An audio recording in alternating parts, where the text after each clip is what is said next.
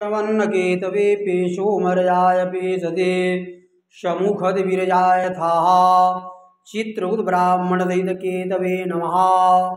Left में एक number हरे colour में पताके के आकार में केतुम आवाहयामि स्थापयामि। फिर से पुष्प लीजिए, चंदन चावल टच कीजिए। ग्रहा ऊर्जा उतयो वयंतो विप्रायमतिम्मा तेषा उपयाम गृहीतोषीन्द्रा यतवा जुष्टं गृह्णाम मेघदे यो निरीन्द्रा यतवा जुष्टतमम्मा सूर्याद्युनोर्मण्डलदेवताभ्यो नमः। ध्याये ध्यानार्थे आविष्ठापनार्थे सर्वावरणार्थे गंधक्षतभुजपम समर्पयामि। चढ़ा दीजिए कलश के ऊपर।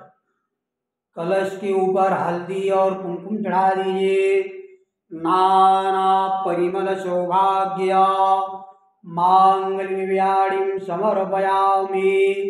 नमस्कार कीजिए, प्रार्थना पूर्वकम नमस्करोमि।